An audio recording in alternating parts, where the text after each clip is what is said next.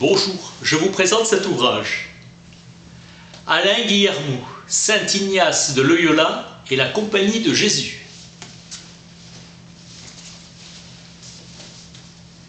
En Aragon, étendues sèches qui durcissent les caractères, car la vie est plus rude et impitoyable pour les faibles.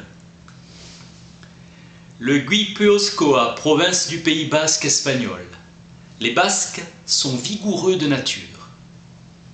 Plusieurs maisons de tours, Casa Torre, tel le château de Loyola. Inigo, né en 1491, la nuit de Noël, dans les écuries, ressemblant à l'enfant Jésus, piété et attachement religieux.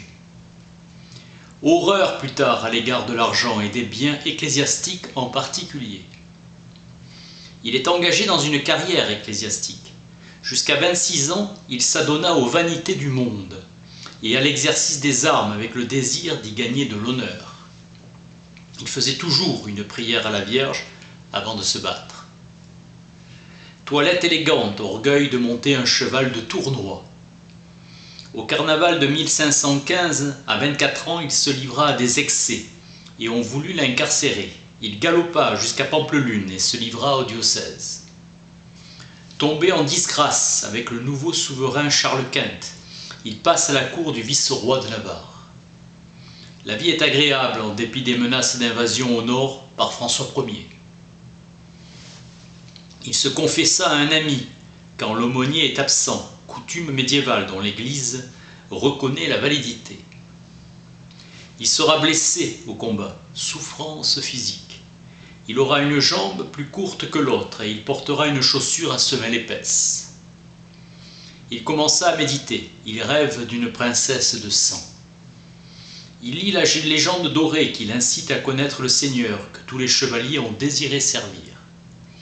Il lit aussi la vie du Christ en 4 volumes, où le pèlerinage à Jérusalem était recommandé.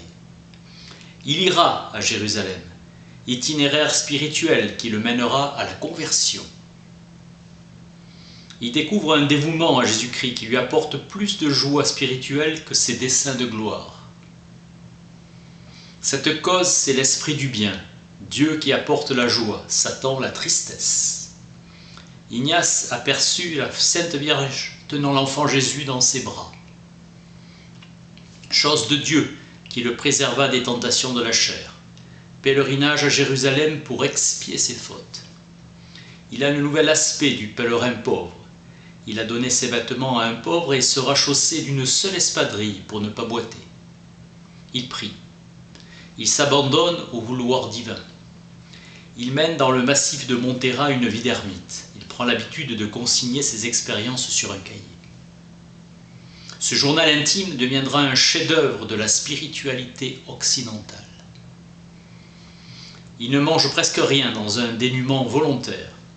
Il est occupé par autrui et prêche aux enfants. Il étudie les textes sacrés.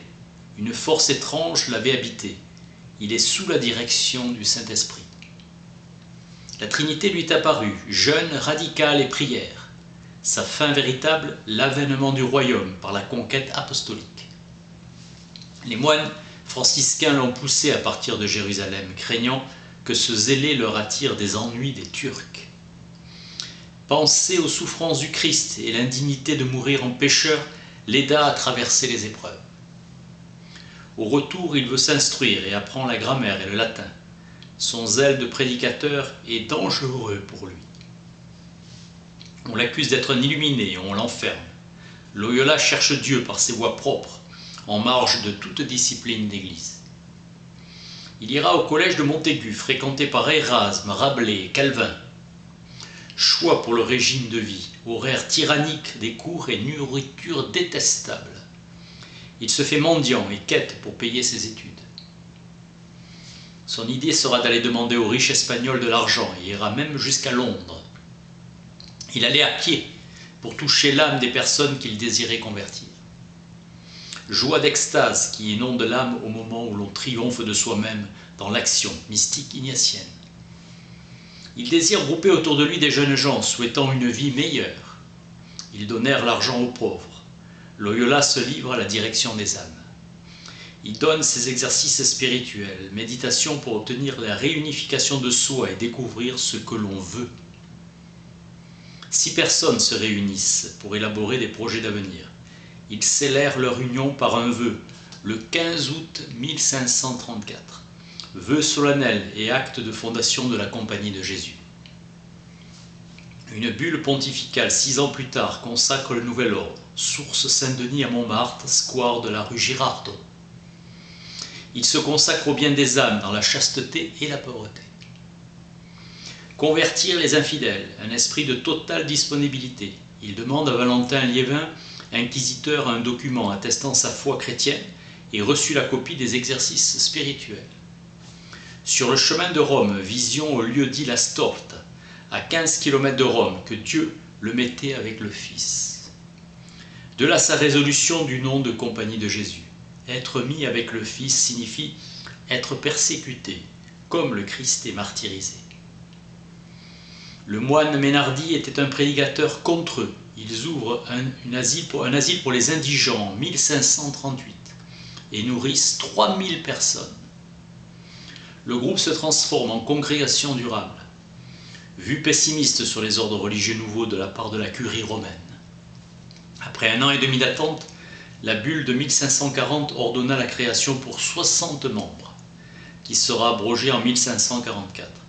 Il dirigera jusqu'à sa mort la nouvelle société. 1000 en 1556.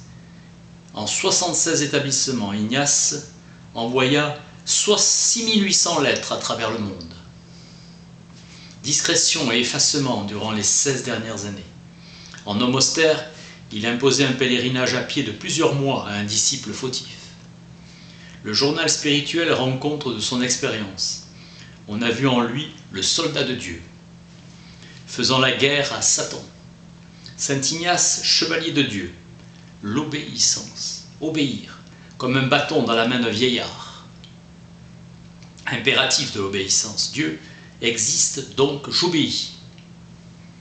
Il a agi en sorte que la volonté de Dieu soit faite sur la terre comme au ciel. Il a vécu dans le constant désir de connaître l'exacte volonté de Dieu et d'y conformer son vouloir. Obtenir l'illumination, l'extase. Il essayait d'être docile avec amour à une volonté infinie qui n'est qu'amour. Effusion mystique liée à l'action. Dieu créateur, agissant, voulant, objet de sa médiation. La contemplation dans l'action. Faire élection, choisir ce que Dieu veut. Au terme de son effort, l'ascète acquiert une totale maîtrise de soi, non-violence et détachement absolu. Le front est le centre de la pensée abstraite. Le centre principal est le centre cardiaque. Réciter. Seigneur Jésus-Christ, aie pitié de moi. Union avec Dieu dans l'exercice respiratoire. Attention rigoureuse et prière pure. La main psalmodique, chaque articulation des phalanges et chaque portion de la paume doivent rappeler aux moines qui méditent un thème précis, les apôtres, les anges, etc. Saint Ignace s'est inspiré de Ludolphe le Chartreux dans la vie du Christ. Prière à Anima Christi, enrichie par le pape Jean XVII de 3000 jours d'indulgence. Âme du Christ, sanctifie-moi, corps du Christ, sauve-moi, sang du Christ, enivre-moi. Se promener, marcher, courir sont des exercices corporels. Se retirer et tout quitter pour un mois. C'est dans la solitude que l'âme accueille le plus facilement les dons du Seigneur. L'homme est créé pour louer, révérer et servir Dieu notre Seigneur et moyennement cela sauver notre âme. La complète indifférence comme fin de toute ascèse de la volonté.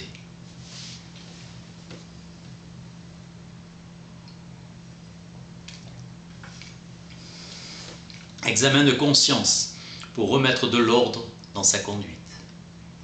Lors d'un péché, porter la main à sa poitrine avec un vif sentiment de repentir.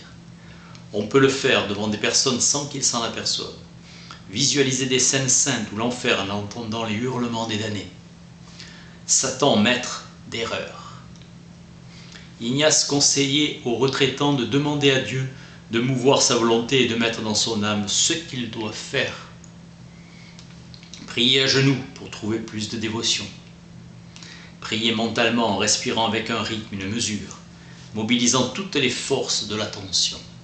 Dieu et les anges donnent allégresse et joie spirituelle, consolent les âmes.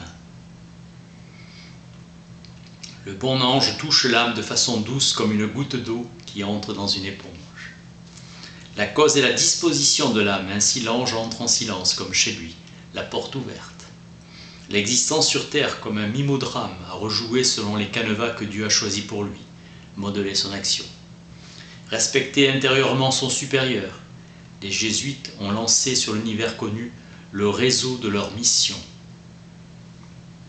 Les souverains choisirent pour confesseur attitré un membre de la compagnie de Jésus. Prospérité matérielle de la compagnie. Il y eut des persécutions. Position au Paraguay. Les jésuites sont persuadés que l'on peut préparer efficacement le chemin de la grâce par les moyens humains. En 1960, 36 000 membres qui ont une activité missionnaire, des travaux intellectuels et la recherche scientifique. Recrutement constant, surtout aux États-Unis. Les prophètes qui font vœu de pauvreté, de chasteté et d'obéissance au pape. Novices durant 2 ans, puis 2 ans de culture profane, puis 3 ans de philosophie, et prépare la licence. 3 années consacrées aux tâches du régent dans un collège de la compagnie. Enfin, 4 ans de théologie. Ordonné prêtre. Après donc 15 ans préparatoires, le jésuite entre dans une société hiérarchisée, au sommet se trouvant le préposé général ou général des jésuites. Ce nom séduit ceux qui aiment voir une armée puissante et disciplinée. Le général est élu à vie. C'est un monarque, mais pas un despote. Rien d'important n'échappe au général. Autorité souveraine par personne interposée. Mélange de sévérité et de bienveillance. Il est suspect que des hommes se préparent durant 15 ans à la docilité parfaite. Le jésuite est lié par son vœu d'humilité personnelle, mais n'est pas tenu à l'humilité en ce qui concerne l'ordre. Les jésuites sont très forts. Ils mènent l'Église, sinon le monde. Équilibre entre vie ascétique, mystique et active. Pas de suprématie à la mortification, à la contemplation, ni à l'action. La corruption de ce qu'il y a de meilleur est la pire des choses. 27 membres sont canonisés, 139 bienheureux et 70 martyrs. Des missionnaires jésuites chantent le Te Deum après être arrêtés et condamnés à mort. Ils servaient des instructions secrètes données par leurs supérieurs comme fixant la politique à suivre à l'égard des veuves riches. Obtenir qu'elles laissent par testament leur fortune à la compagnie en leur promettant qu'elles seront un jour canonisées. Pierre Bayle, dans son dictionnaire historique, écrivit à Loyola en 1740. Il est arrivé aux jésuites qu'on fasse courir des accusations dont on n'avait nulle preuve. Mais on se fondait sur le raisonnement que s'ils avaient fait telle chose, ils sont bien capables d'avoir fait celle-ci ou celle-là.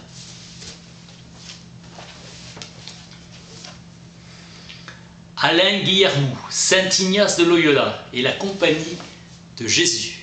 Merci.